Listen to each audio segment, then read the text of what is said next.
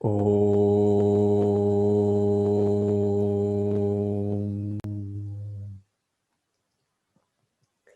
Sahana Bhavatu, Sahano Bhunaktu, Sahaviryang Karavavahe, Tejasvina Vadhitamastu, Ma Vidvishavahe.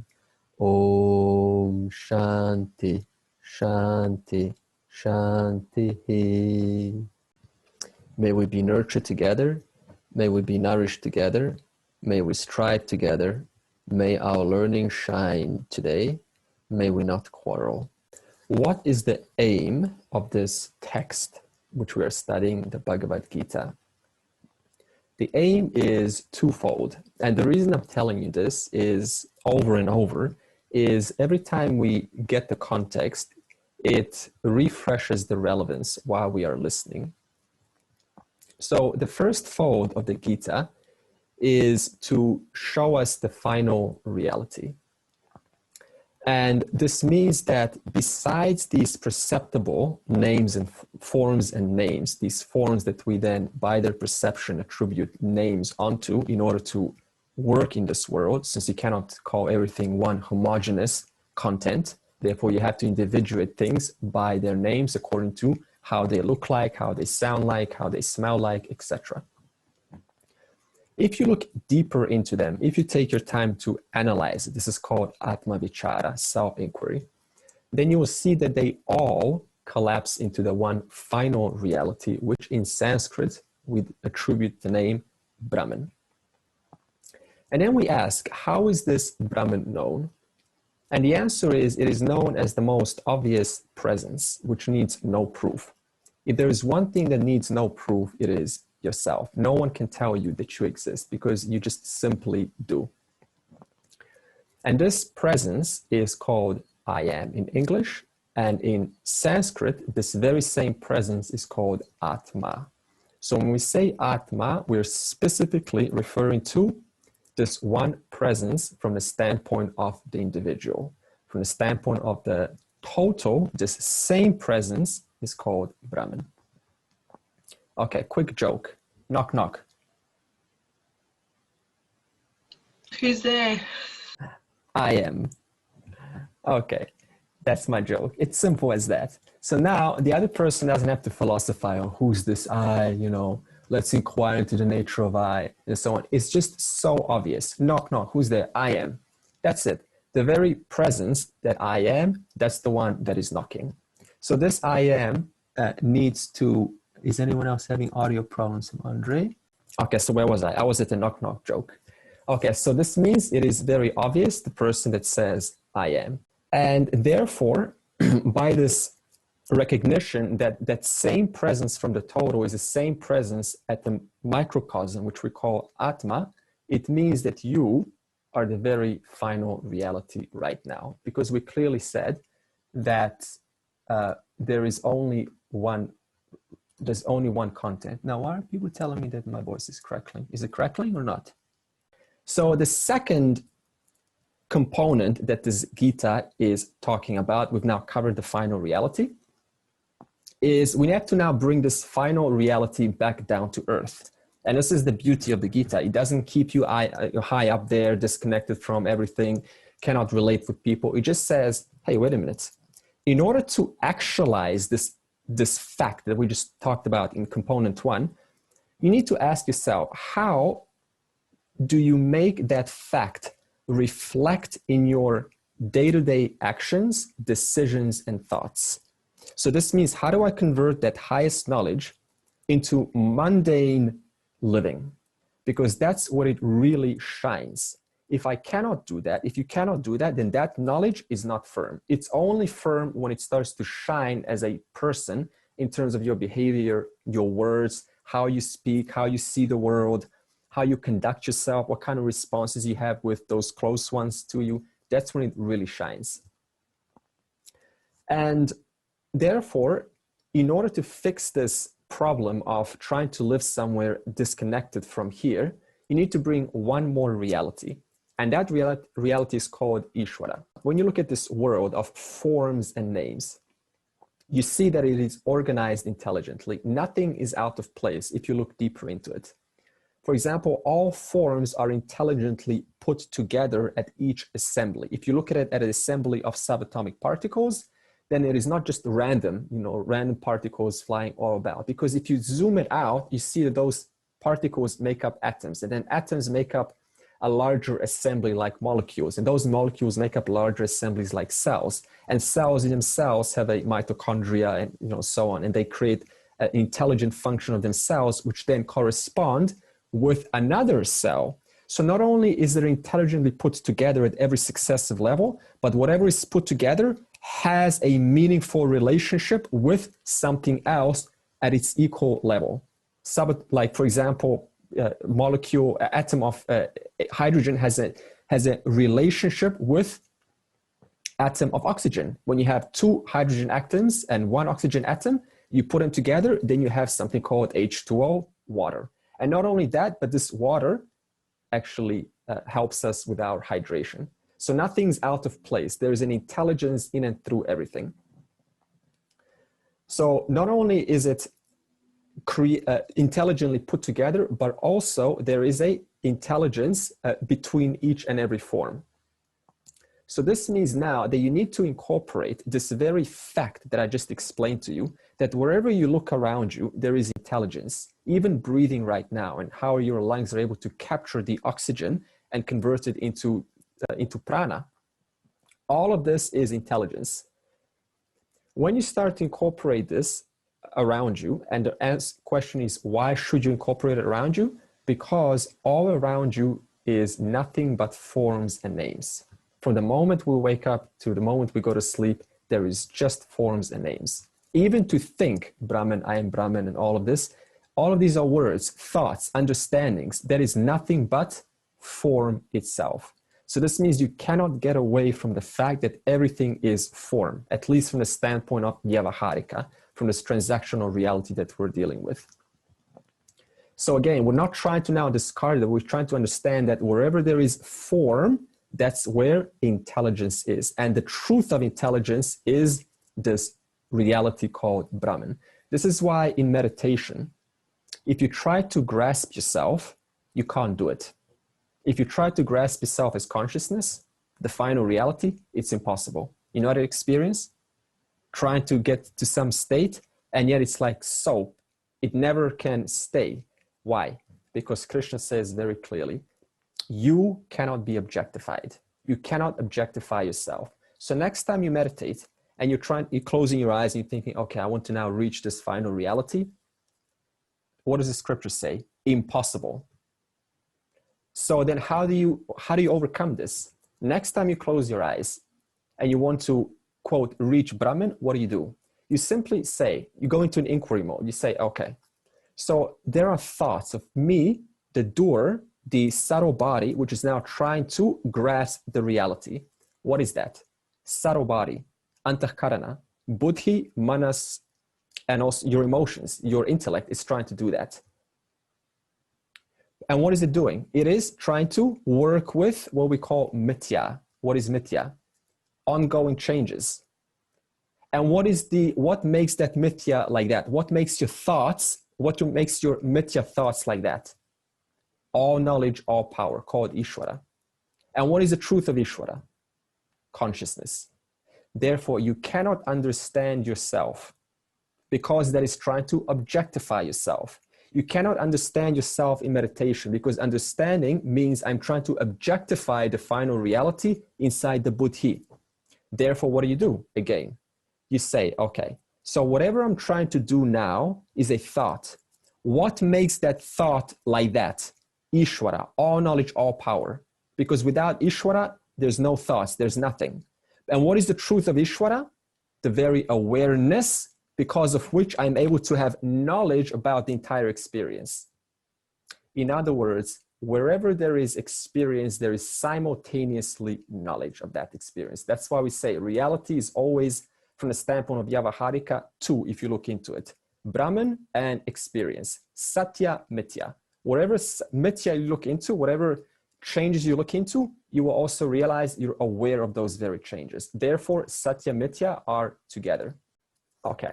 So the question now is, why is bringing Ishwara important into your life? Why not just stay as this final reality and disregard everything else? Because the reality is things don't always go your way. Even if you have the highest knowledge, they don't go your way. There is internal challenges and there's also external challenges. Internal challenges in terms of thoughts cannot get your mind quiet. Takes a long time. Sometimes the mind just goes, can't control it. You can have all of the spiritual knowledge in the world, still doesn't help. The mind still keeps going. That's a challenge. External challenges, those who are close to you, work, right, society, so on, that is also a challenge. So now, suppose you don't have knowledge of Ishwara and you don't care about Ishwara. How are you then going to look at all of these things that are going on? Something's wrong with me. In other words, I'm still going to have resistance towards what is. Whereas if I incorporate Ishwara, then I simply see all of these movements as nothing but inherent laws. Law of karma, law of dharma, law of gravity, for example. So if you don't recognize that everything is governed by an order, then it becomes very difficult to cope, because you need some intermediary explanation to explain the way things are going on. If you don't have that explanation, then what's the mind going to do? It's going to take it personally. It's going to say, you know, the world's like this and that, my thoughts are like this and that. But if you bring in the laws, the orders, which make things as they are, called Ishwara, then you're able to cope much easier with reality. Therefore, what we're talking about is refining your thinking. Refining it, what does refining thinking mean? It means aligning your thinking with this grand order, coordinated beautifully by all knowledge, all power.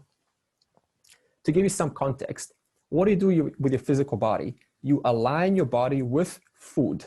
Why? Because you know that by aligning my body with a law called food, I'm going to sustain the health of the body. In that same way, by aligning your mind with the order, the grand order, you sustain the health of your mind. Therefore, you're able to think more clearly, much more expansively. Okay, now the question comes is, how do we refine our thinking? How do we make our thinking more subtle? When I say that, I mean more transparent. It's able to see much deeper through things than it sees presently. What are some thoughts on this? So we could refine our thinking by, number one, studying the scriptures. Okay. We could also refine our thinking by stepping back from our mind, watching our mind, and looking at it from different perspectives. We could also hang out with people that also study the scriptures and also watch their mind. Okay. Super. Okay, these are excellent points. I hope you've written this down. Okay, I'd like to say. Yes, please, Madhu. I would say that when we realize the impermanence of everything around us, and we focus our mind on one that is permanent, we are able to refine our mind, because we know that all this Maya and all that goes on in the world around us is impermanent. It comes and goes. It's not important. Uttamam, excellent. Okay, this is more and more great ideas coming.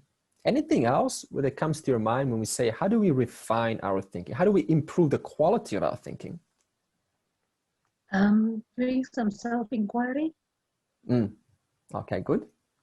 Okay. I think that's the starting point. Excellent, yeah. Okay, so these are all good ideas. So Thomas, Madhu, and Rani have given some good ideas. So I'll give you two ideas. First of all, you need to see this world as your friend. For what? For self-growth. In other words, first see that the world of forms that you and I find ourselves in gives us an opportunity to undo disempowering patterns of thinking. Because where do we pick up all our patterns of thinking? In this world. Therefore, this very world also becomes our friend, which we can use to undo all of these patterns. In other words, the world serves us as a mirror. It gives us clues. It shows us what throws us off, but it also shows us where do we retain our composure. How else will you know what throws you off and where your composure is remained unless you engage with others, unless you put yourself physically in challenging situations, in relationships with people? Therefore, the world becomes your best friend, because it's very hard to know what's going on here unless we're exposed to a real life situation. So therefore, it is not about leaving this world for the sake of pursuing spirituality, but when we say renouncing sannyasa, what we're talking about is renouncing or leaving your old thoughts about the world.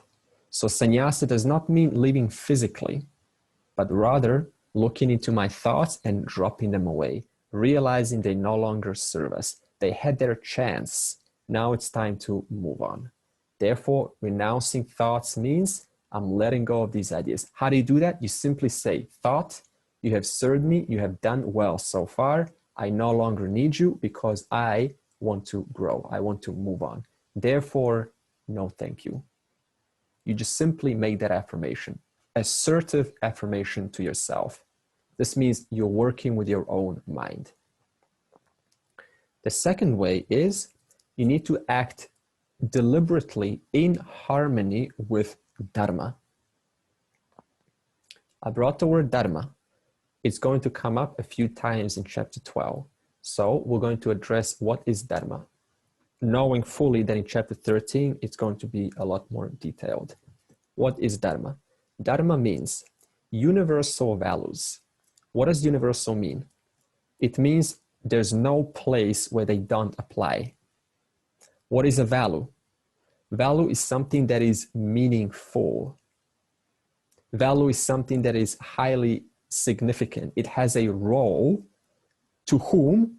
To universal. This means everyone is part of this role. That means no one's excluded from universal values. So universal values, which are commonly sensed by you and I, by everyone, and are accepted, and those values form the basis of behavior in our society. For example, you go out right now, are you going to be afraid of someone just coming behind you and just, doing something nasty? Generally not.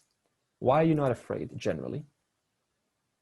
Because much as you don't want to be hurt, you don't like to cheat, you don't like to lie, you also know that others don't want to hurt, don't want to cheat, don't want to lie. If there was no Dharma, you would not even want to go out of your door because you would be worried about your neighbor who's trying to take out their anger onto you with some nasty method. Therefore, this Dharma is what forms the basis of society in the past, present, and future. So regardless of where you come from, of what you believe or don't believe, these universal values are endowed in all of us. The problem is not the Dharma. The Dharma is always there. But the problem is we ourselves struggle to adhere to these universal values. It's easy to talk Dharma, but it's something else to be consistent with them. For example, suppose there's a government official, and this government official has an opportunity to accept a bribe, because in order to receive a large amount of money, which is going to help this official for his campaign, and no one's watching, it's very hard to say no, because the officials will say, well, yes, it's going to help me in my campaign. I need the money, and I'm going to accept the bribe, therefore. So then the justification starts to come in. So in other words, simply saying follow Dharma is not enough. We all say follow Dharma, unless you see the enormous loss in not following Dharma. That is the only way you're going to follow Dharma, these universal values, by recognizing the enormous amount of loss and pain that comes through the course of time, that collates one by one, layer by layer, and then the pain that you yourself, the one who is violating it, are going to have to go through. And this pain can go in a form of impure mind, which is unable to ascertain the final reality. It comes in a form of especially not being joyful, not being cheerful, not being open, being closed, being skeptical, being hesitant. All of these conditions are a result of not following Dharma in the past. So if we don't act in this harmony with Dharma, then again, what's going to happen? It's going to come in a form of guilt. This is why when a person lies, what comes after, whether they admit it or not? A form of guilt. So guilt is a feedback mechanism from this universal order that tells you this universal order has been violated. Therefore, I need to now trace, why do I feel guilty? Okay, I feel guilty because I've done that. So then I go and assess what I've done, and I make sure, has that been compliant with what we call ahimsa, non-injury? Has that been honest? Now, I know you're going to bring up a question, right? You're going to say something like, well, sometimes I do things that are right, and then I still feel guilty. So this is why the mind is not so black or white. You know, the mind is so sophisticated. It comes up with stories. Now it's sort of, you know, for example, you grow up and then there's this association that you always need to serve someone. And you sort of like grow up with that. Like, I always need to be there for someone. And finally, as a grown up, you for once say, no, I want to take a break for myself. And you really mean it because you need some time for yourself to think.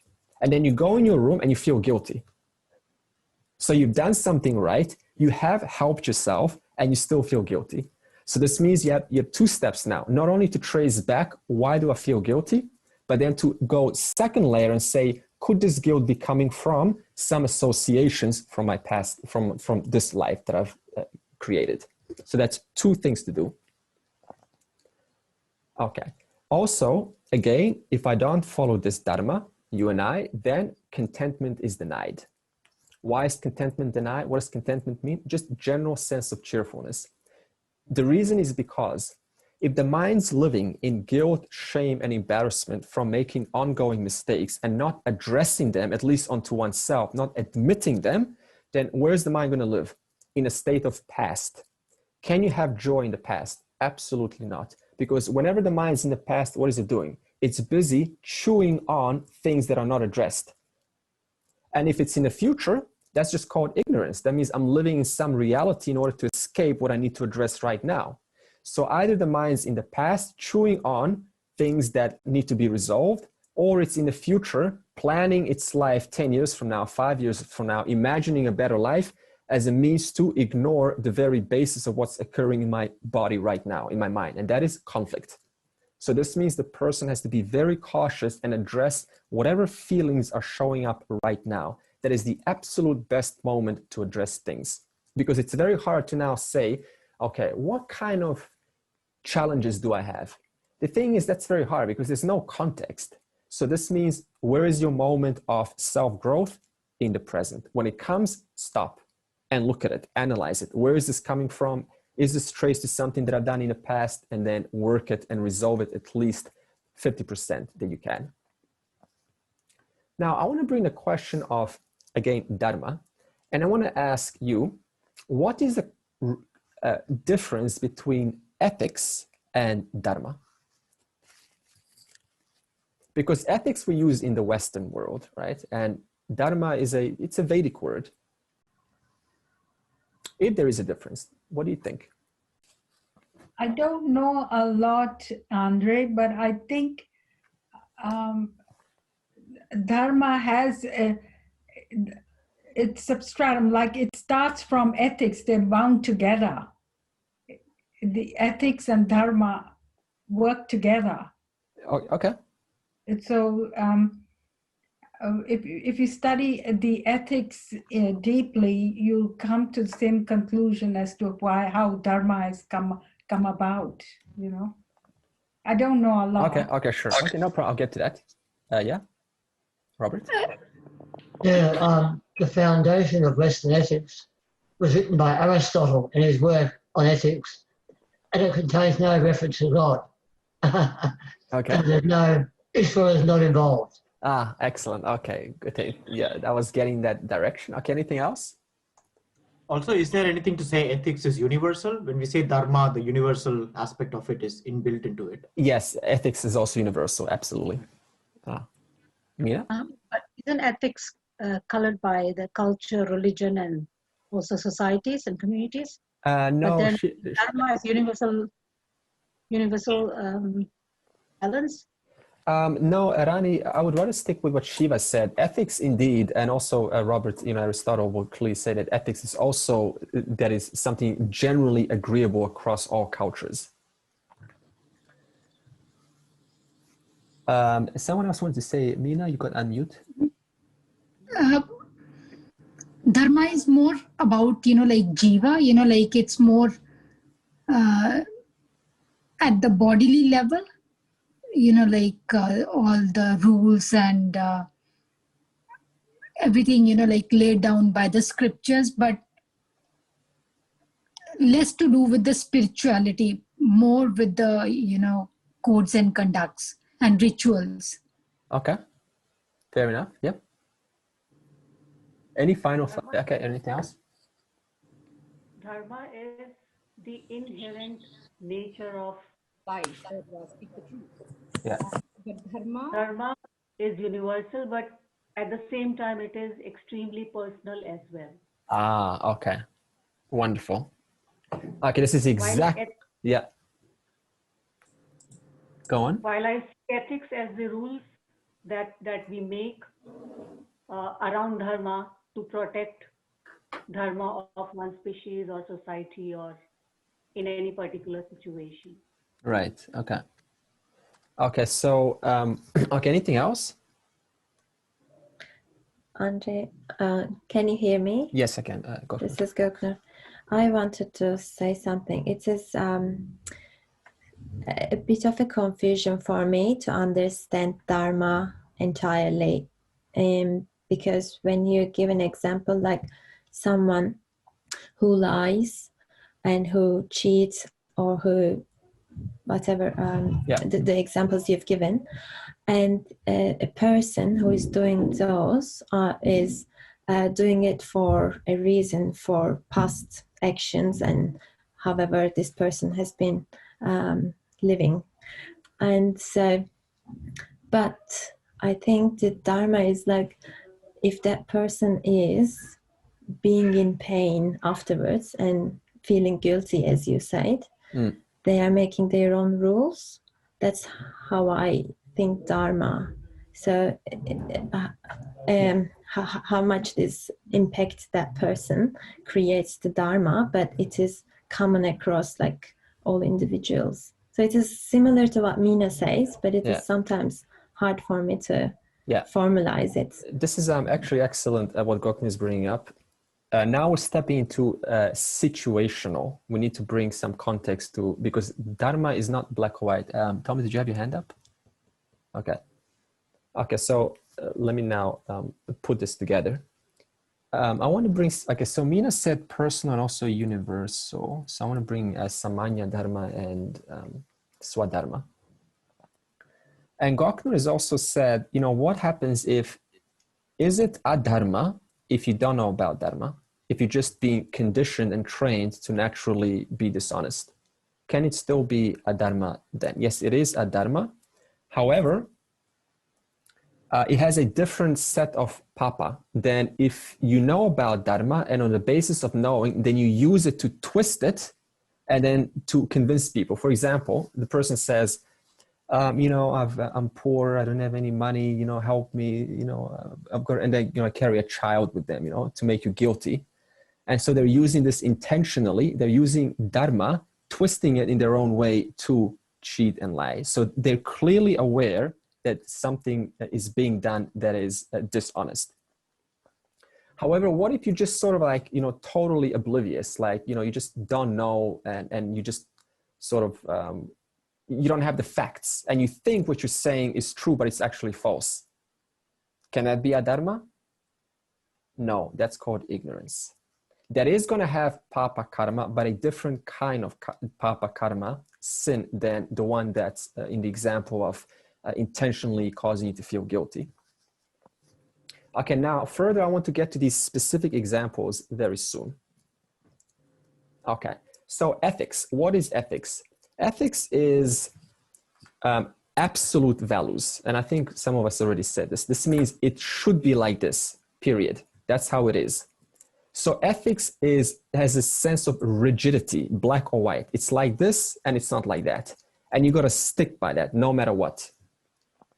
So ethics can make the person sometimes highly critical because you're stuck in this black or white way of thinking and you cannot see a way around it.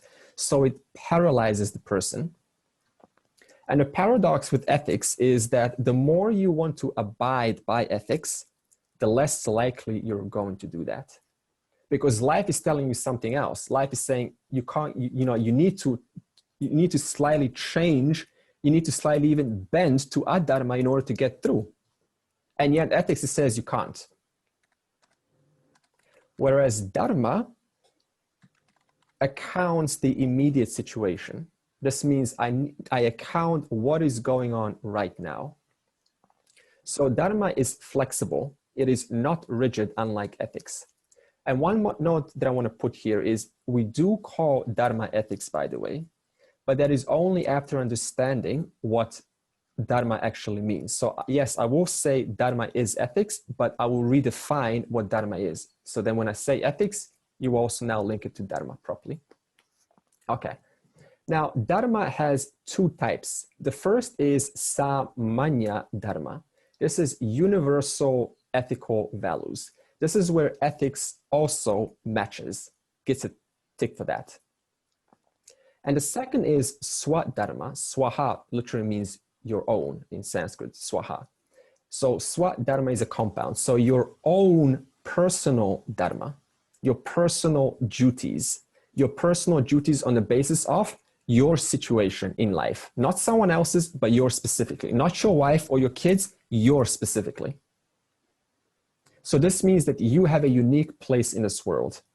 And this unique place needs to be in line with your duty, your talents, your skills, but also it needs to adhere to Samanya Dharma, which is universal ethical values.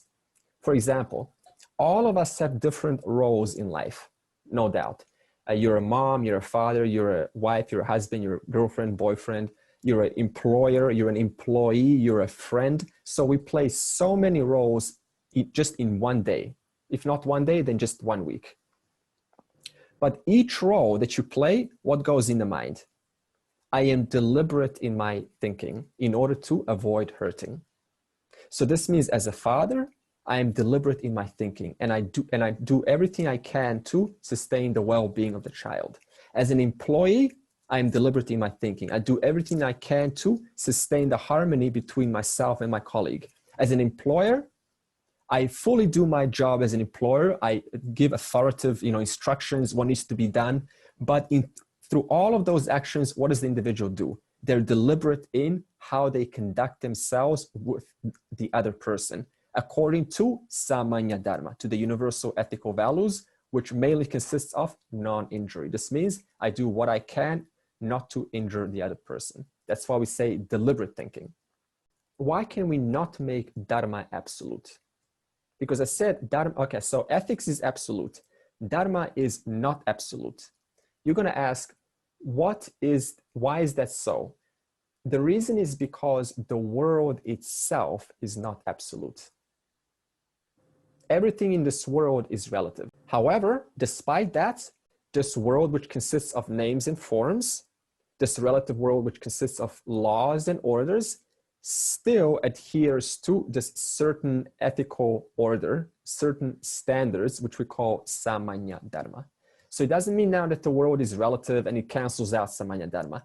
But in the presence of Samanya Dharma, the world of forms and names, orders and laws are. For example, now let's make this more concrete. So, okay, what kind of example am I showing you now? To show you how Dharma is not absolute and yet it still adheres to Dharma. how it's not black or white. Suppose that you're driving on the road. So as a driver, you're adhering to road rules dharma. Who sets the road rules? We don't know, but we'll say the government sets the road rules. So in the presence of those road rules, the driver operates his or her vehicle according to your free will. Just like we operate our vehicle called body according to our free will. And if that free will crosses boundaries of the road rules, which I find myself in, then what happens? There are consequences. These consequences are called punya, papa, karma. Punya means merits and papa means those demerits, which are going to produce negative consequences, consequences that are unpleasant. However, sometimes crossing the boundary of the road rules doesn't lead to negative consequences. For example, suppose there's an accident and the road is blocked now. So what do you do to get out of there? You cross the lines, you go the other direction, you just kind of like do everything opposite the road rules tell you. Is that a negative consequences? It is literally, but is it on the basis of situational, what you have to do in the situation?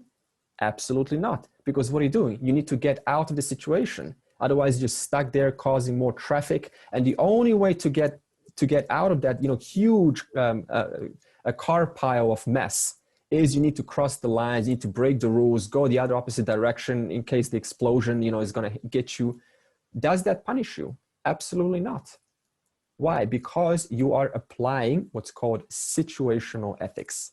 And yet still it is complying to Samanya Dharma. So why are you turning back and crossing the lines? So that more don't get, doesn't create a bigger traffic jam. So in other words, you are accounting the basis of this Samanya in your apparent opposite of Dharma, in your apparent actions of breaking the law. So is this clear what we mean by situational Dharma? How it cannot be black or white?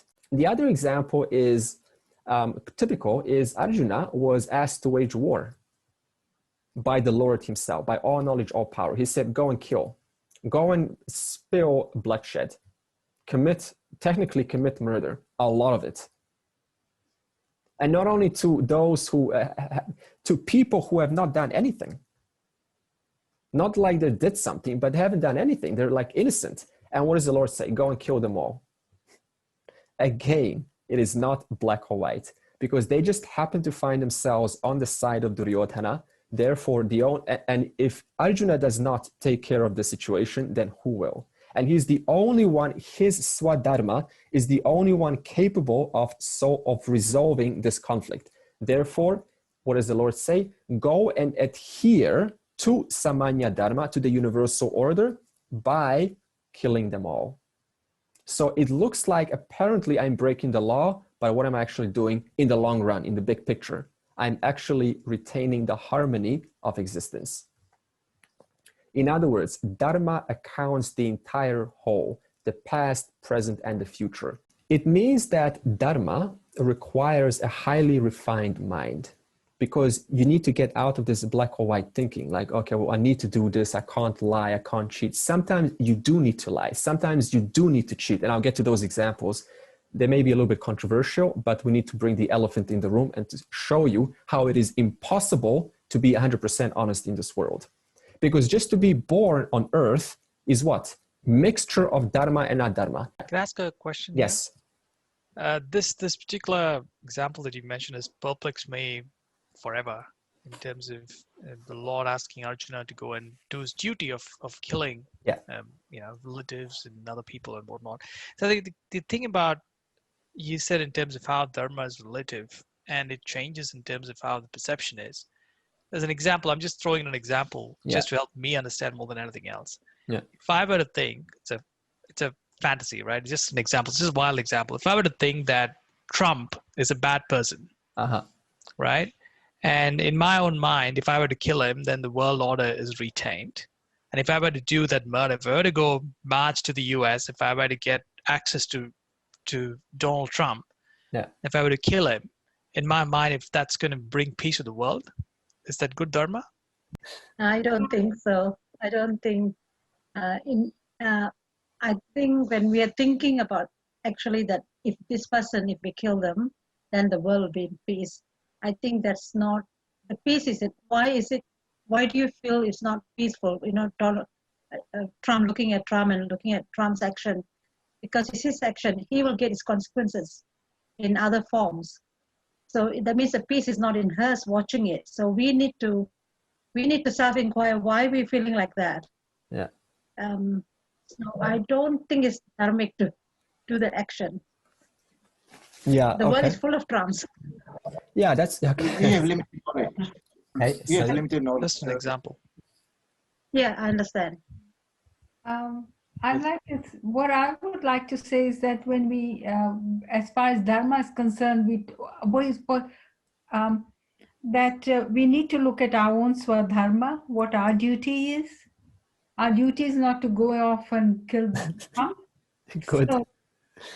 So I think we should follow our own duty, our position in life, and what our circumstance, what we are doing, and follow that. Like Arjuna went to war to kill people because was his Swat Dharma. He was a Kshatriya, and it was his duty to fight the war. Yeah, that line of thinking is exactly what is confusing me. So let's say this is just a fantasy, right? Let's say I am a spy of the People's Republic of China, and I have deep animosity towards my country, and my duty is to make sure that China rules and not necessarily US. And hence, my duty is definitely to bring peace and order and to protect China. If that's the case, I can go and kill, because my own mind, killing Trump would bring or fulfill my own duty. I know we're digressing from the conversation, but we can come back to it later. It's complex, but take that situation. You would say, no, you're breaking the law of ahimsa.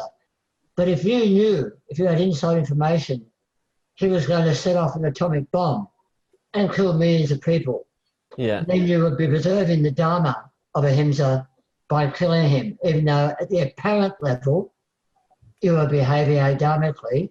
From a higher level, a different, if you like, order of reality, looking at ethics, it's still dharmic.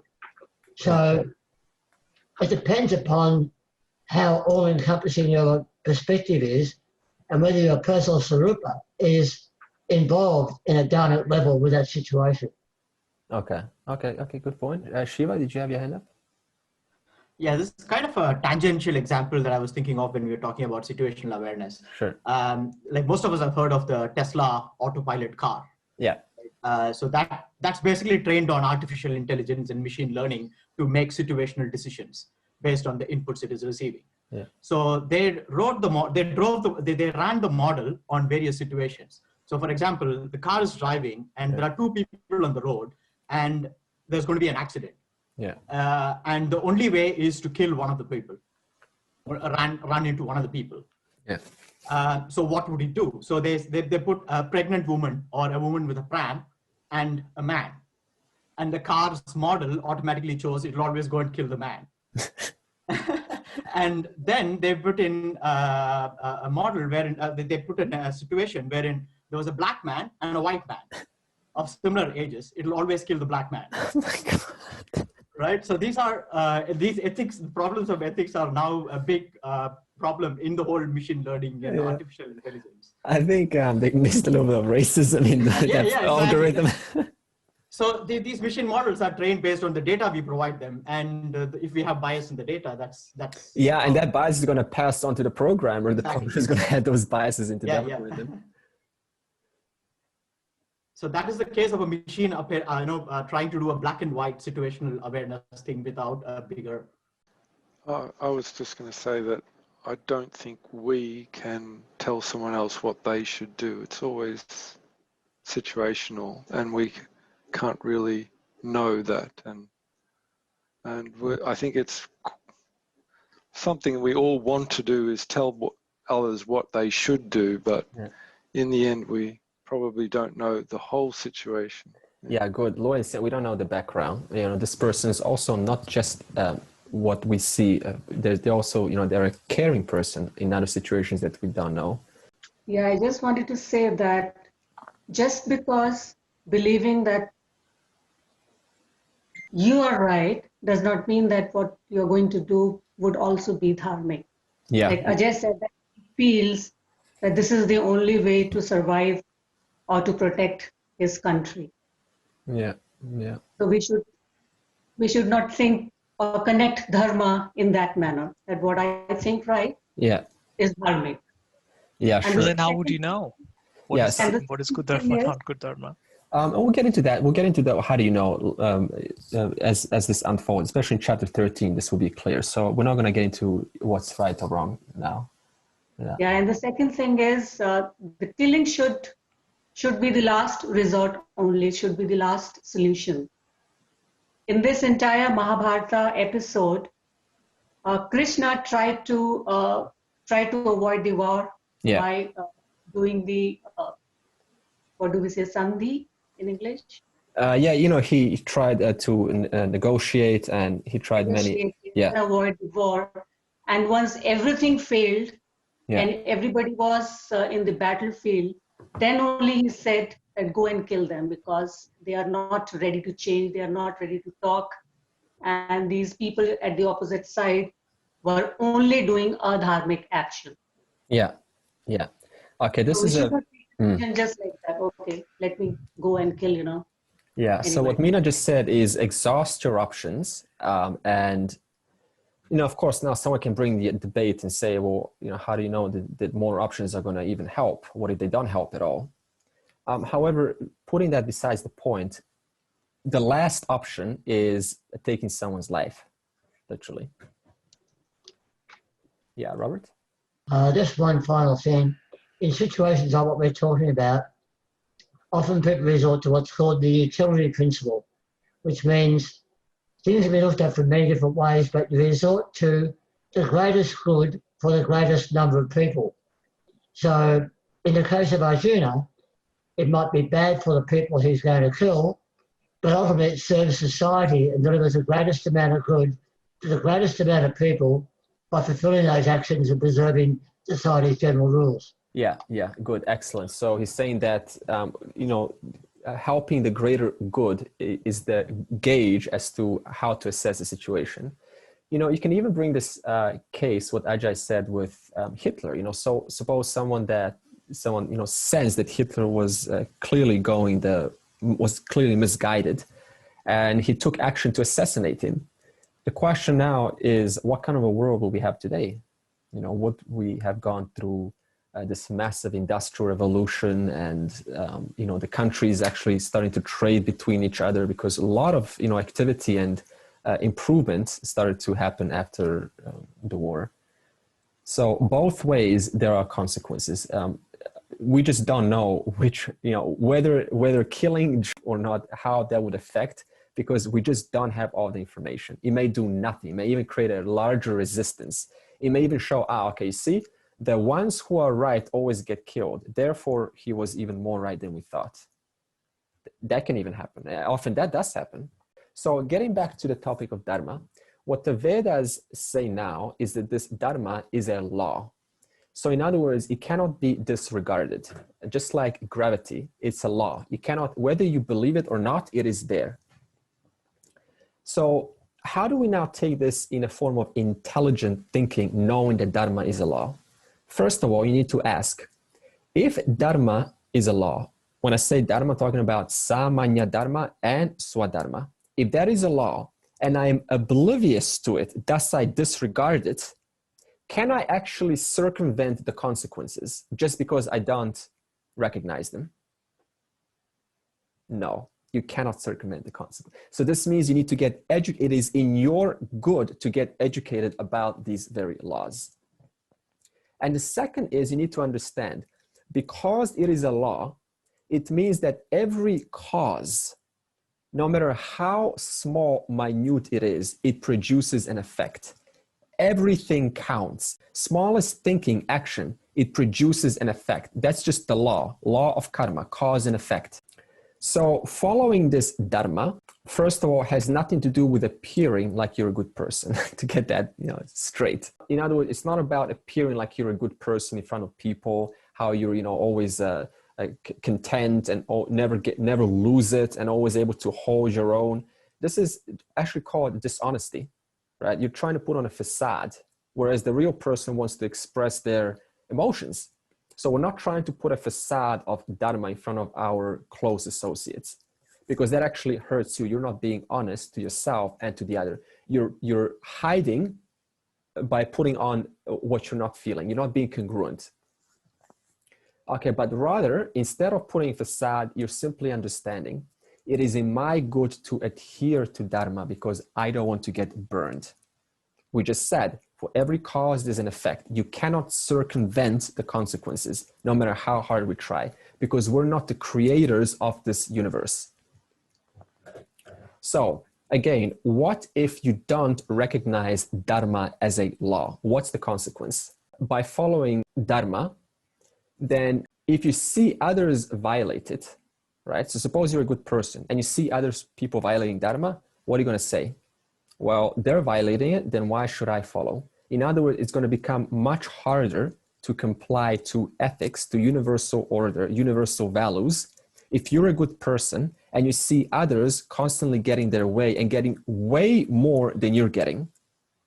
Whereas if you do understand that it is a law, then you simply won't get tempted to try to join the compromises, because you will understand, even if they're getting their way, there is a long-term consequences. This is called drishta and adrishta palam, seen and unseen consequences.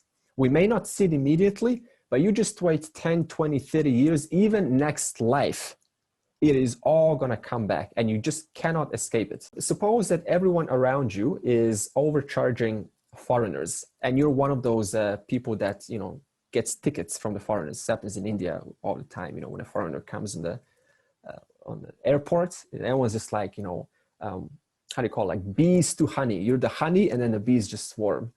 And everyone's saying, no, this is good price. This is the average local price. Good price, my friend. Why? Because everyone else is doing it. So there's no questioning, right? You just join what everyone else is doing. Whereas if you recognize by me doing this and inflating the price 10 times higher, then what am I actually doing? What kind of a person am I? I'm a dishonest person. So this means it's very hard to retain dharma in those situations where there's nothing in it for you. The one who is truly mature is the one who retains their dharma, even if the other person doesn't have information. They have nothing to judge you on, and you're thinking for them. You're thinking dharmically for them. That's where true maturity comes in. Okay, so far, summary of dharma. First of all, dharma is relative. 2, it is a law. It cannot be bypassed. And 3, it is impersonal. In other words, there's no one punishing you from up there. No one's looking over you going, okay, so he or she's doing something fishy, I'm going to punish them. It's just a law. Just like gravity. Gravity is not personal. If a person decides to jump off a cliff, they're going down. You can't say now, oh, how dare you, gravity, you're not looking after me. It's just there for everyone. Now, I want to go a little bit deeper into this relativity of dharma and show you how it is not black or white. Tell me, how do you handle the following 3 situations? In fact, we will now discuss. Suppose, situation 1, suppose you're working in an advertising company. Is 100% honesty possible if you're advertising? No, because no one will buy. Therefore, no one's going to benefit from the product. Okay. Second, suppose you're traveling in a foreign land. So we're all now travelers. Okay, we're very vulnerable now, right? Because, you're in someone else's land. And the fastest way to get through the hoops, through the hassle of the locals is through bribery. Remember, you're just, you're ordinary. You just want to get from point A to B in the shortest amount of time with the least hassle. And the only way is through bribery. In fact, the locals expect the foreigners to bribe them. Do you join in? Example number 3. Suppose you find yourself in a job right now. Is that job 100% congruent with Dharma? No. Impossible. So does that now mean you should all quit? No, of course not, because that's going to produce so many consequences from then on. What to eat? Okay, so let's discuss Dharma on the basis of these 3 situations. What do we do? Give me some suggestions. There's no upper limit. You can have like, so probably we need to decide on what is the bare minimum to survive and feed you and your family, and just do whatever is needed to that much. I mean, instead of because like there's no point in becoming a super greedy trader and making billions instead. Yeah. So what Pavan is saying is, know your boundaries. Where is that point of I have more than I actually need? Because that's the point where we just start to continue unnecessarily exercising these fishy methods. So we can limit the severity of adharma by knowing where your boundary is. Where do you need, and just staying there. Okay, that's one way.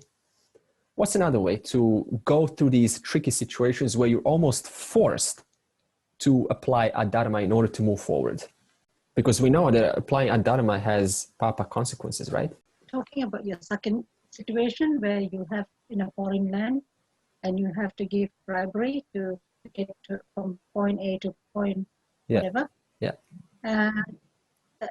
I think if it's important for me to get to this, from this place to the outcome wherever I'm going, and I have to give bribery, if that's the only way, then I have to think positively in the sense that yes, the other person needs the money. But if they have the money, they wouldn't be asking for bribery to get, because you need to get there. Yeah. So I've done this in India many times, and I don't see as adharmic.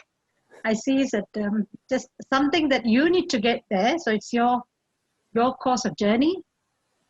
So I mean, like if I refuse to give, then I'm going to get into a battle with them, and it's also I've entered a situation like that where they curse you and they call you all kind of names, and so it's situational. Sometimes you have to give bribery to get there.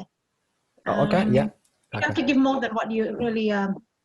Locals did.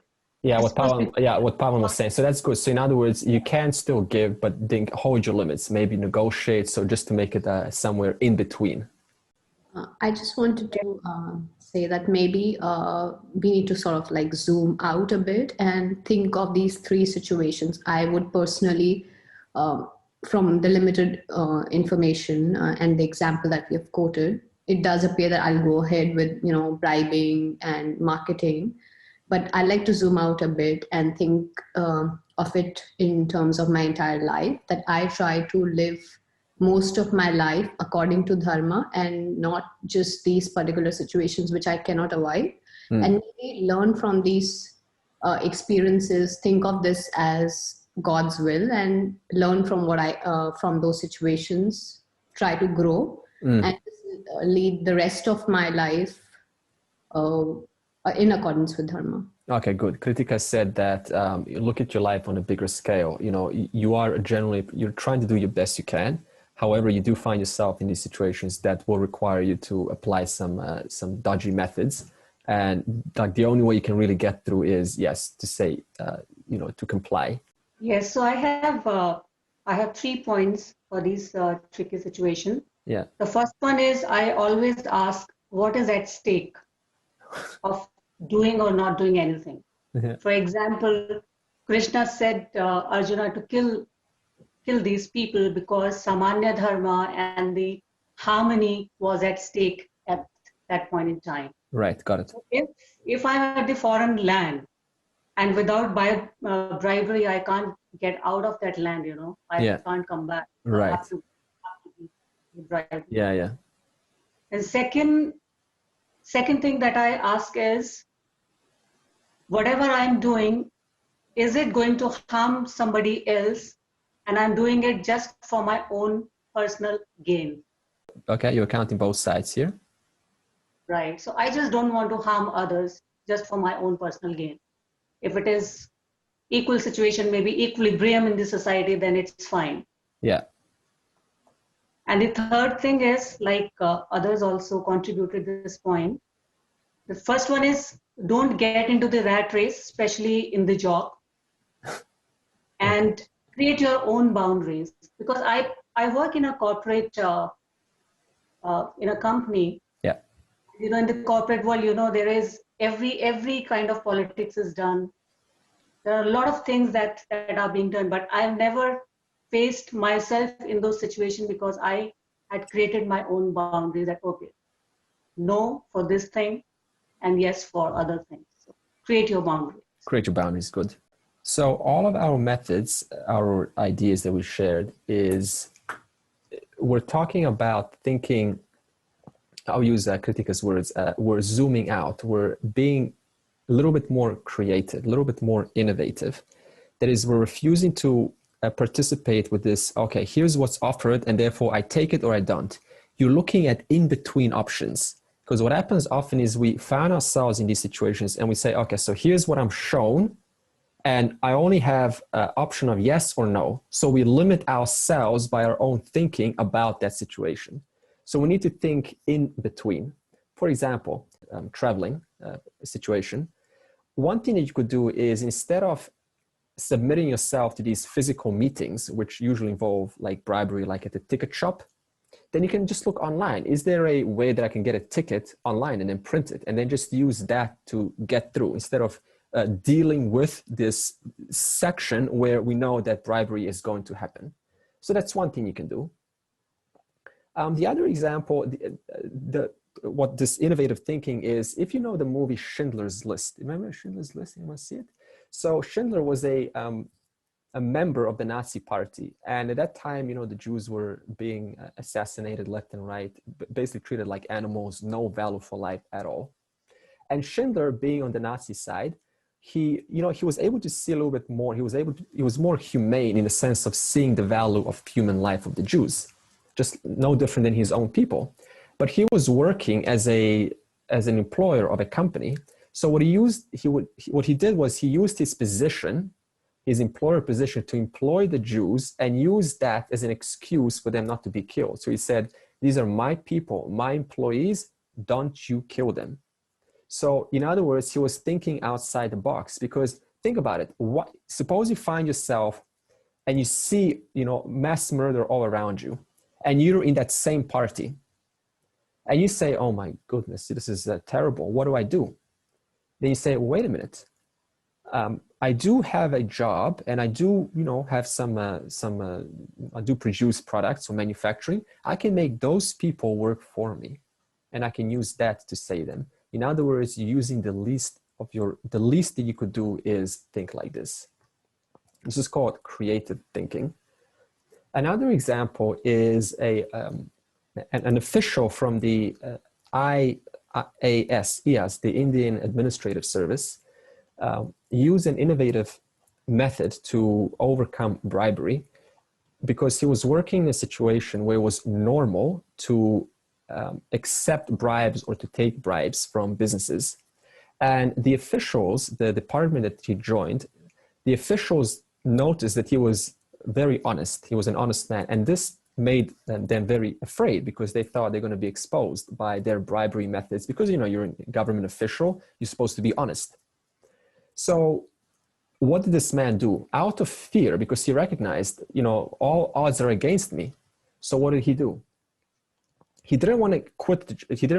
Because he needs the money. So he didn't want to leave. What did he do? He accepted to bribe also.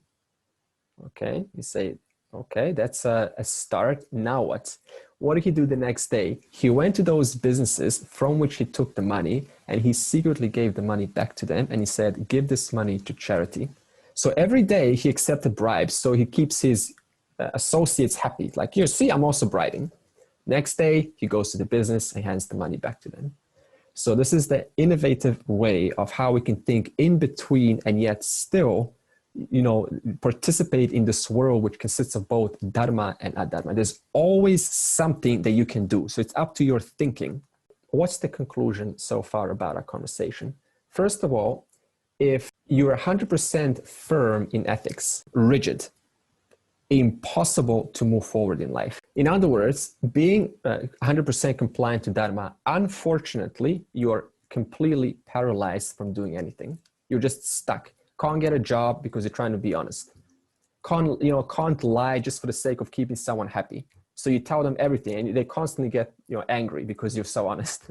So sometimes even saying something to keep them temporarily from blowing up, even that is useful. For example, I know that in the Navy, when the sailors, when they're in the submarine for 6 months at a time, that's a long time, right?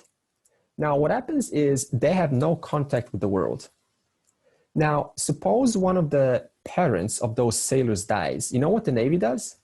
They don't tell the sailor. In fact, if the sailor asks, how's my family? What does the Navy say? Everything's fine. We got contact from your mother and your father. They're all healthy. Why do they not say the truth to the sailor?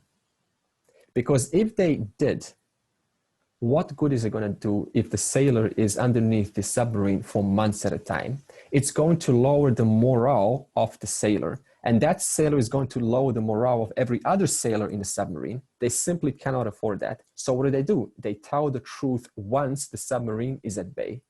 This is another situational example of dharma. So I have one question. Yes. So is it like if somebody does bad karma, can that person do good karma to compensate for that bad karma, or it stays? It's like something which you can't overcome. Okay, good. Pavan's exactly on my thought process, because the next thing I was going to say is I was going to introduce a question. Giving you these examples, the question is now, how do you negate the effects of violating dharma? In other words, bending to adharma. In the Vedas, we have what's called prayashchitta karma. What is prayashchitta karma? It is actively doing something good. Suppose that the only way that you can earn money right now in your job as an employee or the employer, whether self-employed or working for someone else, the only way is by doing something that is not 100% clean. Suppose. Now, to negate the effects, what do? You simply contribute each month to some, for example, charity that you genuinely believe in.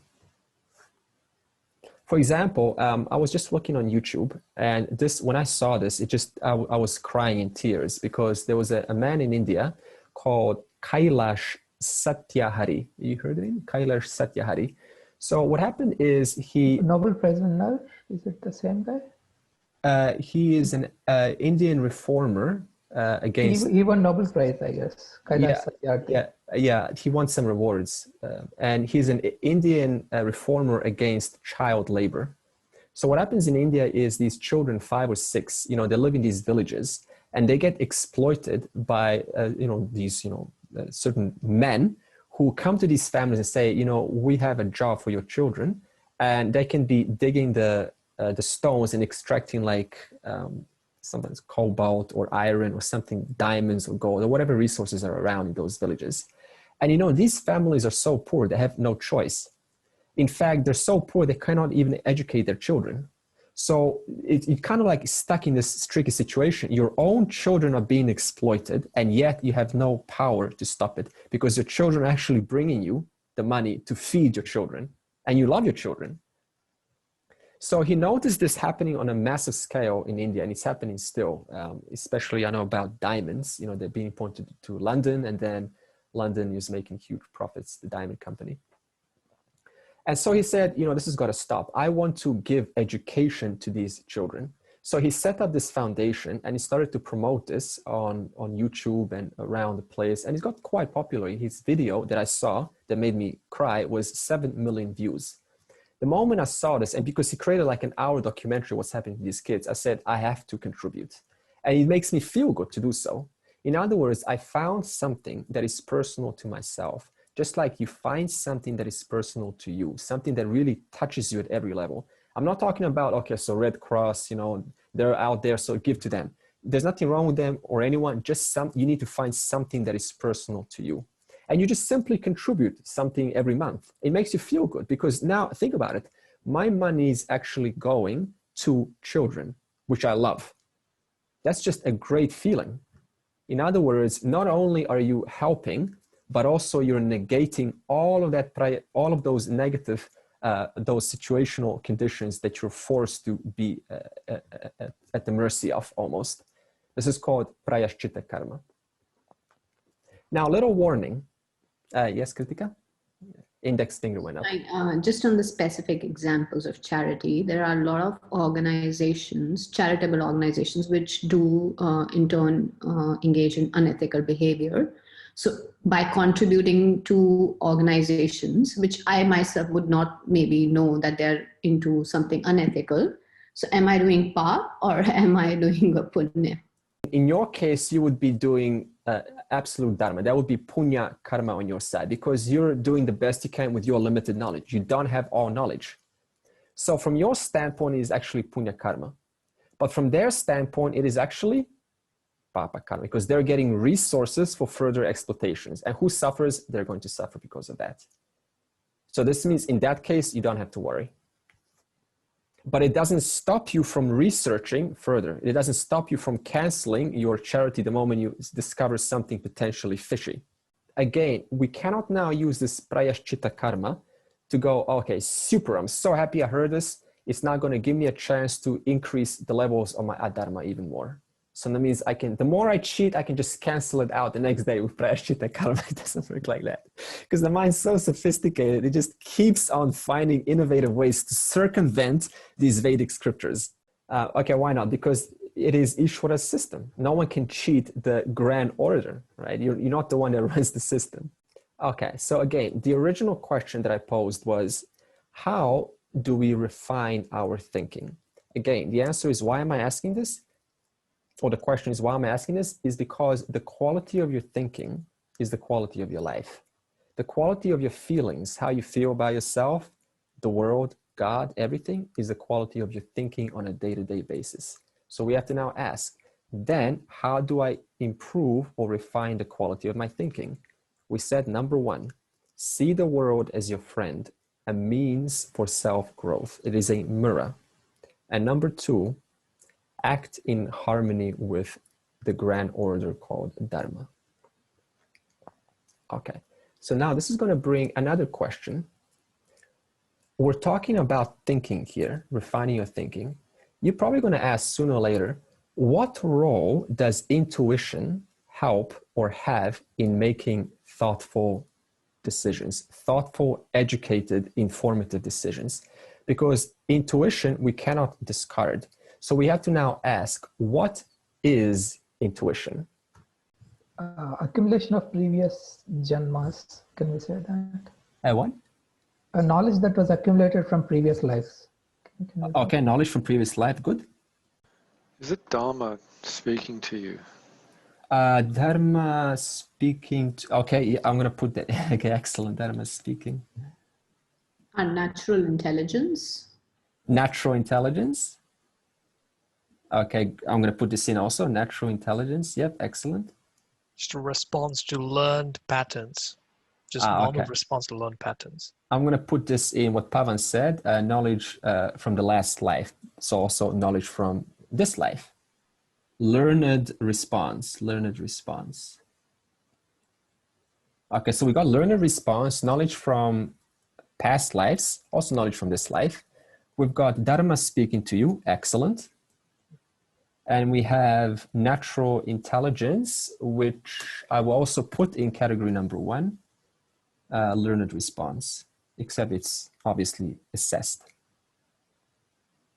Okay, what else is intuition? It's kind of a reflection of yourself. It's a barely discernible, tangible evidence of the Brahman kind of reacting through you. Okay, good. Okay, so I'm going to put this category number Brahman. I'll just say Ishwara. Ishwara acting through me. Excellent. Okay. We've got more than enough intel here. Anything else?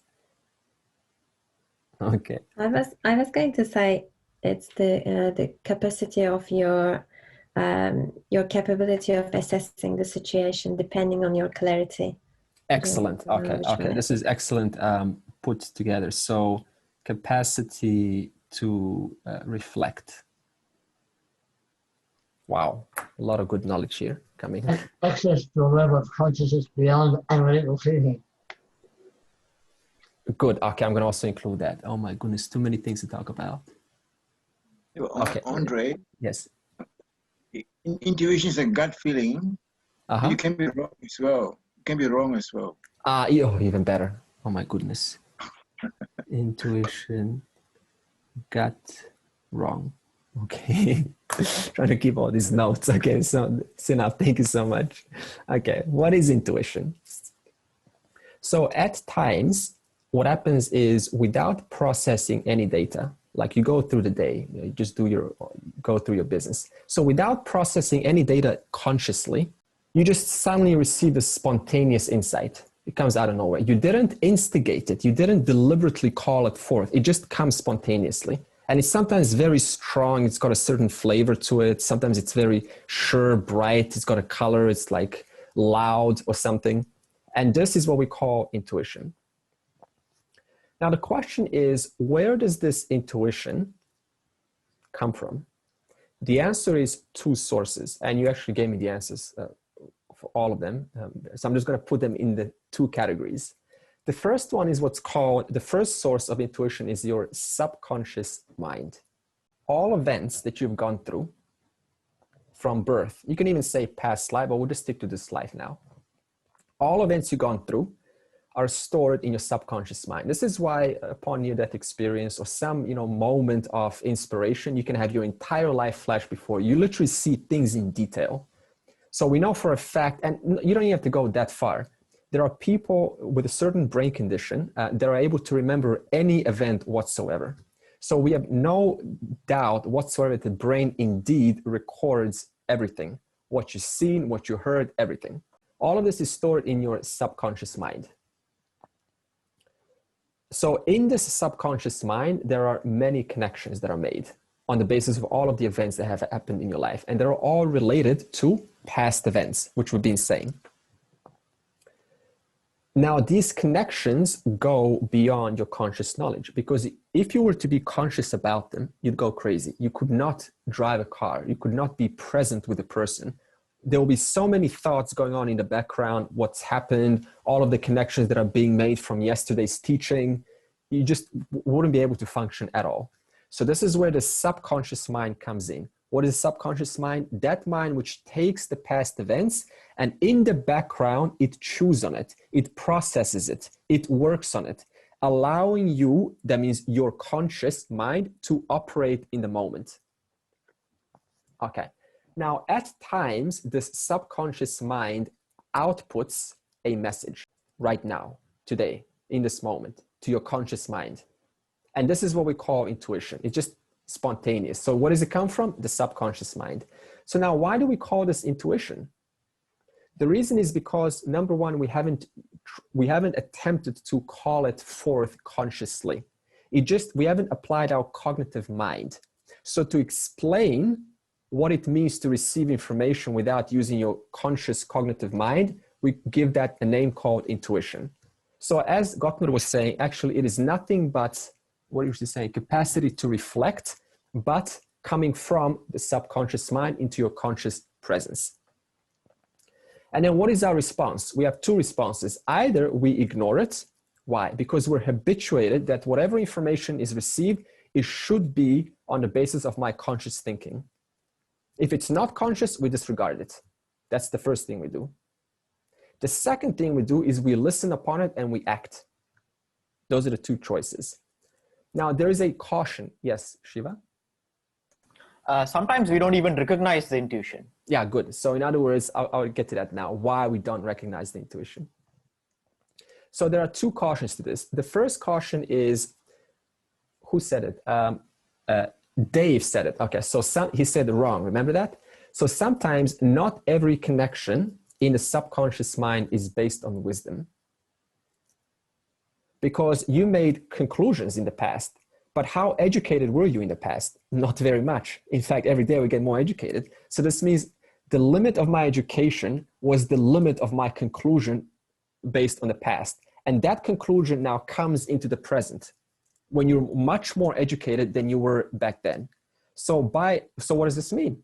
You receive an uneducated conclusion from the past into the present moment when you're a lot more educated. And then you say, well, this is intuition. Go for it.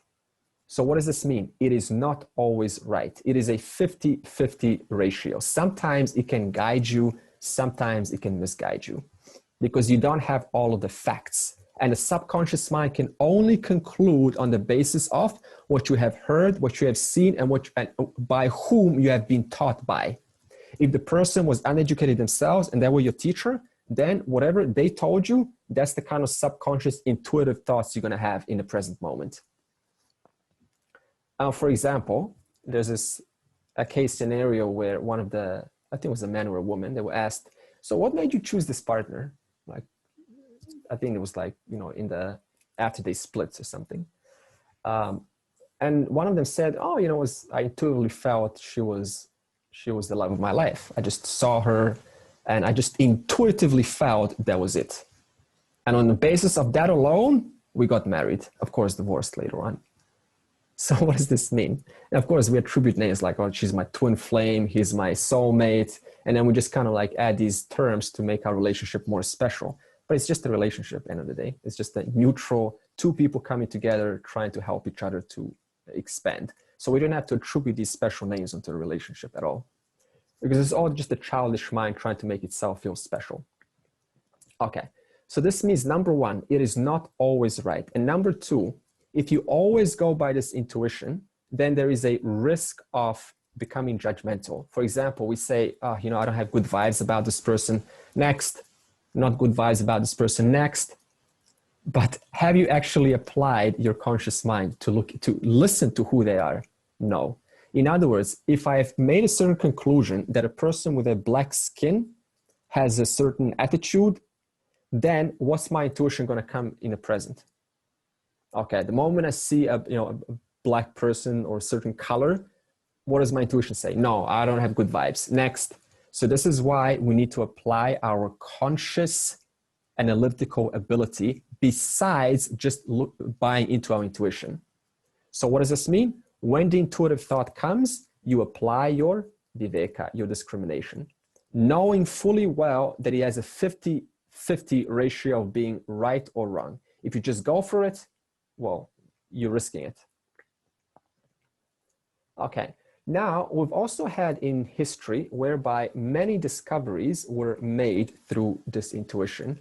For example, Einstein himself was very surprised when he discovered relativity of time and space.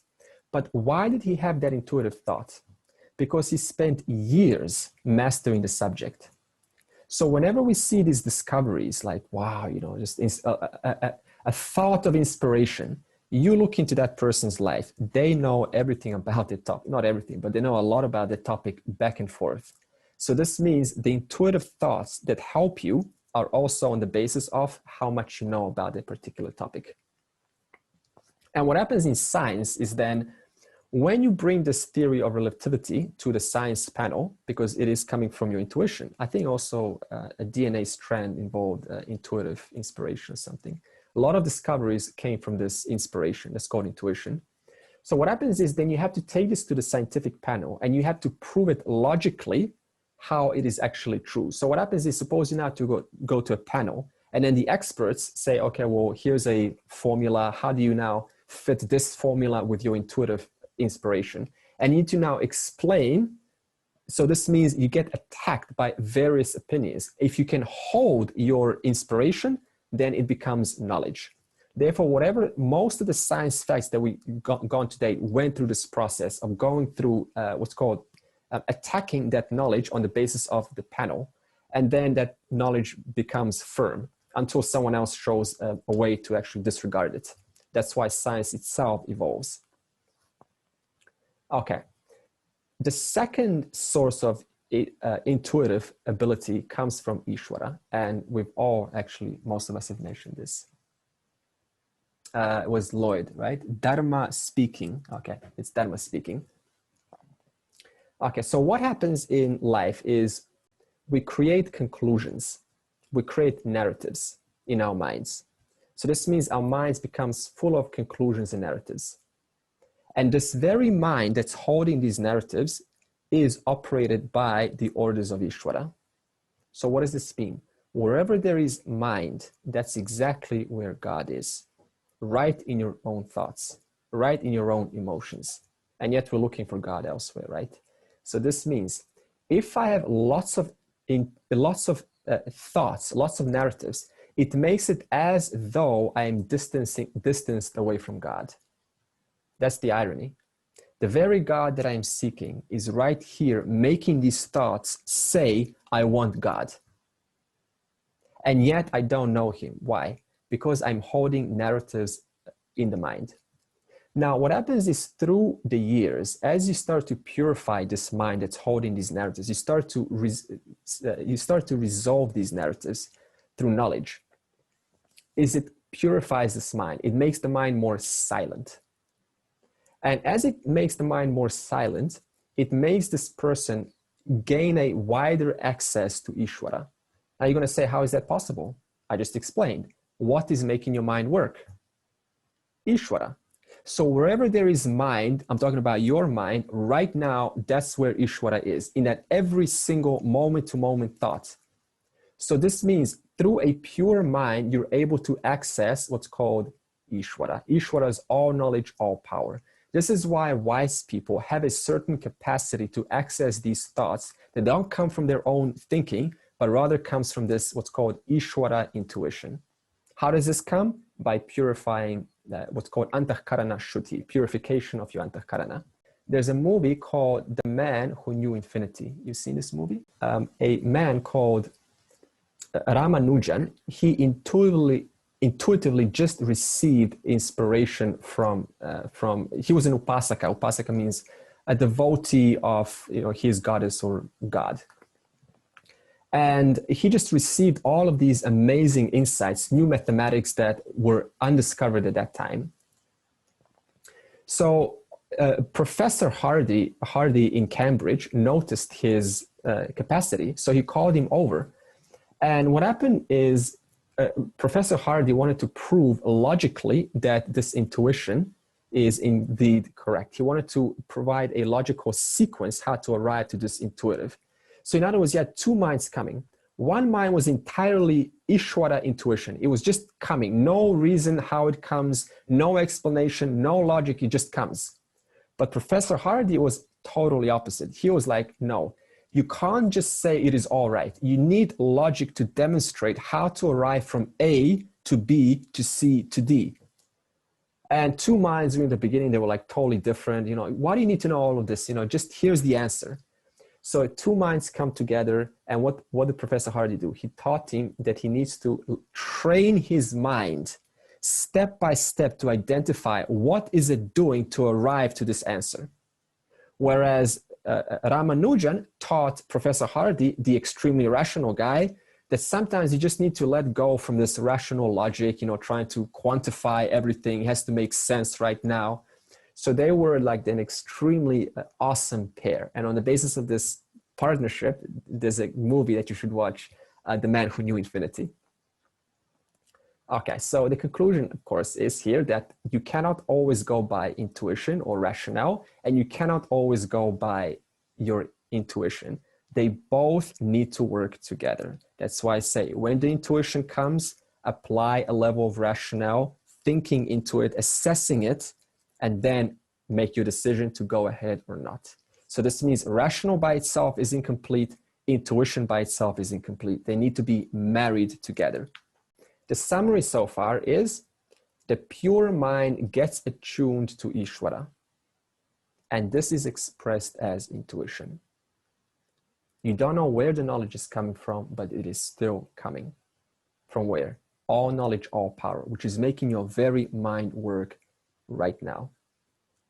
Therefore, intuition is nothing but a byproduct of your maturity.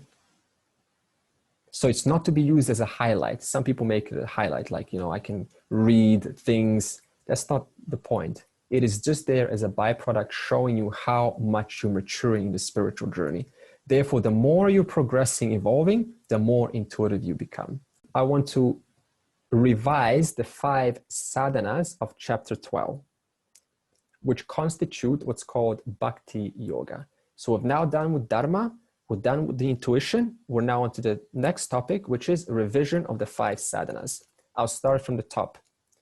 The first sadhana is Nyana Yoga, verse 3 to 5. What is Nyana Yoga? It is removing the false notions which make it impossible for the buddhi to clearly discern the consciousness principle called Chaitanya Tattvam, called Atma, called Paraprakriti in chapter 7, and the body-mind. Because the false notions mix everything up. They mix the body-mind as consciousness, consciousness as the body-mind. So what is Jnana Yoga? Simply creating that absolute clarity between Chaitanya Tattvam, consciousness principle, and your subtle body. That means the thoughts, the emotions, and your memories and so on. Okay. Then Upasana Yoga level 2.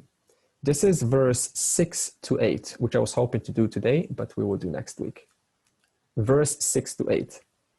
This is placing your emotions and intellect in Ishwara. That means your whole life becomes about Ishwara. All of your emotions are dependent on Ishwara. All of your thoughts are in the name of Ishwara. In other words, for an Upasaka Yogi level 2, God is everything. God is everywhere all the time. They are obsessed. Kind of like being in love with a partner. You're in love with God. Now, in Upasana Yoga level 2, there is a subtle distinction between God and the lover or the worshiper of God. Between myself and Bhagavan. Remember chapter 11? How Arjuna got afraid? He was witnessing what? Vishwarupa Ishwara Darshanam. In other words, he was appreciating God is everywhere, everything, there is only God. And yet, the person that's saying that didn't see oneself as God itself. Okay, so there's a subtle distinction there. Whereas Jnana Yoga, that distinction is no more. Okay, so what is Jnana Yoga? How does it compare? It means that there is no difference between myself and Ishwara. We are not two. I alone am. Of course, we don't say I alone am. A better way to say it is the distinction between myself and Ishwara is not two. It's a lot more humble than to say I alone am, I am the truth of this universe, and so on. So it also depends how you speak. That also makes a big difference. Okay. Then Upasana Yoga level 1. This is verse 9. This is basically Ashtanga Yoga. What's the purpose? It is to develop composure and focus for an extended amount of time. So you can concentrate for a period of time on that which represents divinity for you. Crucial, because without concentration, there is no depth in life, because depth is only a reflection of how long you concentrate. The more you can focus on one thing, the more you gain knowledge out of that thing. The shorter you can focus, the less knowledge you gain. It's simple as that. Then Karma Yoga level 2. This is verse 10. This is about bringing Parameshwaraha into the picture in your daily cooking, brushing teeth, driving a car, writing right now, just down on a piece of paper. Thinking means you're bringing Ishwara in and through all of your actions. And all of your likes and dislikes, that means what you like and what you don't like, all of it is subservient to Dharma. So what does Karma Yoga level 2 involve? It means this. Yes, I do like and I do dislike this, but I choose to put it away in the name of abiding to Dharma and avoiding adharma. So this is the stage which is not easy because we all want to perform our likes and dislikes. We all want to go, and enjoy but is it helping the environment? Is it, thinking about the whole? If it's not, then you say no, because I follow Dharma. At the same time, this Dharma, you associate it to Ishwara. If you don't associate it to Ishwara, then it is not Karma Yoga at all. It is just following Dharma. It's just being a good person. Therefore, what makes Karma Yoga Karma Yoga? I associate this Dharma, to which I am subserving my likes and dislikes onto Ishwara. That means you keep Ishwara in and through all of your actions. For example, I'll just explain this a little bit more. Naturally, in every moment, you find yourself in situations which demand a response. Yes, to anything. If I ask you a question, you will say yes or no. That is a response. So we're always responding to the world, to everyone, all the time. Now, those responses in Karma Yoga level 2, you make sure they're conforming to the moral order called Dharma. So you have a choice. You can either lash out, or you can just, okay, let me just retain my composure, and I will speak, with a little bit more maturity. That's what it's called. Suppressing my like to lash out in the name of Dharma, in the name of speaking kindly, speaking more gently. Okay, now Karma Yoga level 1 is in verse 11.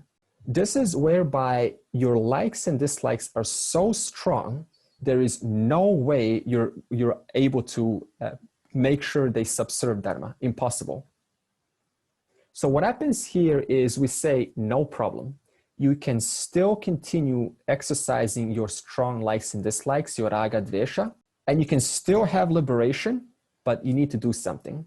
First of all, continue fulfilling those likes and dislikes. Don't stop, because to stop creates a mind that's only going to fantasize. It's going to create psychological pressure. But second, make sure those likes and dislikes conform with Dharma. So this means you're changing the quality of your likes and dislikes. You can still perform them, but you have a different attitude about them.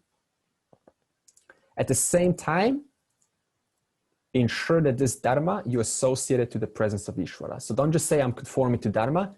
Realize this Dharma is God.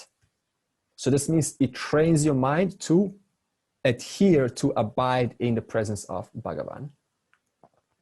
So what does this involve? It involves that when the results come in Karma Yoga level 1, you first think of God. Then you enjoy it. You're not allowed in Karma Yoga level 1 to just go enjoy it. Oh, okay, thank you so much. You first say, thank you, Lord, for this result. This is your gift, your prasada.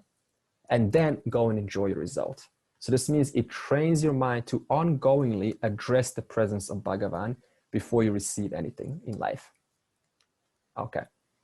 And finally, we're currently studying Upasana Yoga level 2. This is verse 6 to 8.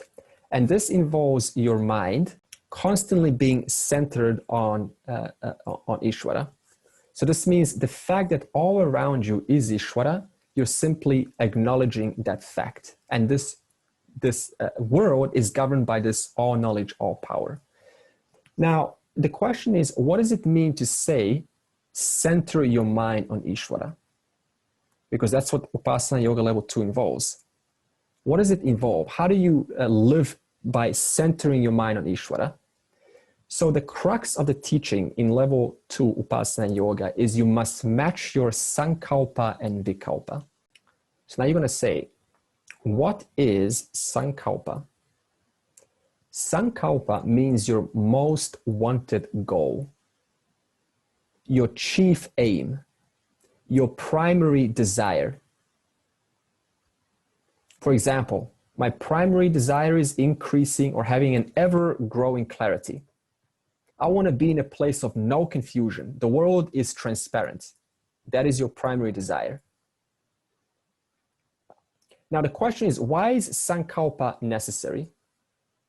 Why do you need to have a goal in life? Because what is the nature of the mind? It is whimsical, capricious. It goes all over the place.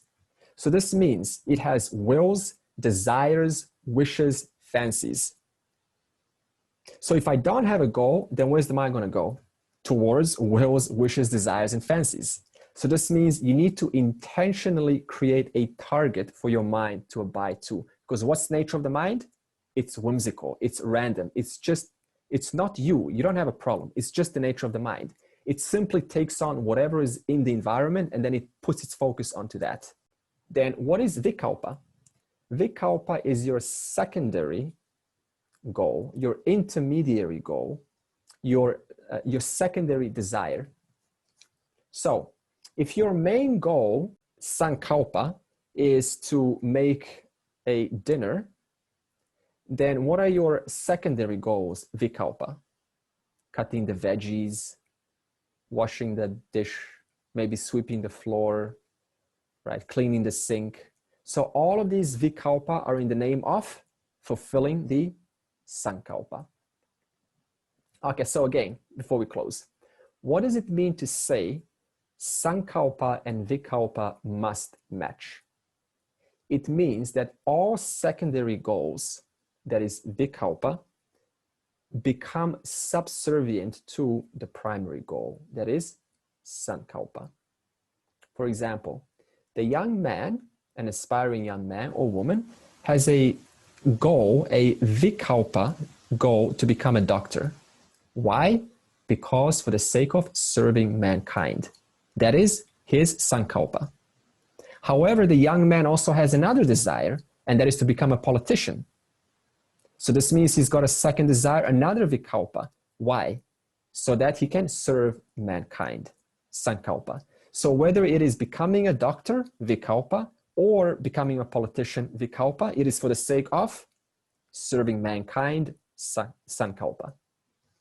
So this means he's channeling all of his or her efforts into that one primary goal. This means you need to be clear what is your goal. If you don't, the mind's going to not be available to yourself because it's going to be addressing the so many thoughts that keep coming and going. And finally, what does this mean for you and I, the Bhakta? It means that you need to entertain conducive thoughts and distance yourself from thoughts that are not conducive. It's simple as that. That means, what are those things that make me move away from my primary goal? What do? I change my relationship towards it. You don't have to distance yourself physically, but you change your attitude towards it. For example, suppose you want to be slim. What do? You distance yourself away from the cake shop. You simply don't look in that direction because you know what's going to happen once the mind sees the cake. It's going to carry that trail for hours and you're likely going to submit to that cake. And secondly, you simply continue exercising. So in other words, I'm distancing myself away from what is not conducive and I'm coming closer towards what is more conducive, the exercise. Now, next week, we will see what Krishna has to say about Upasana Yoga Level 2. Om Sarve Bhavantu Sukhinaha Sarve Santu Niramayaha Sarve Bhadrani Pashyantu Ma Kaschit Dukha Bhag Bhavet. Om Shanti Shanti Shanti.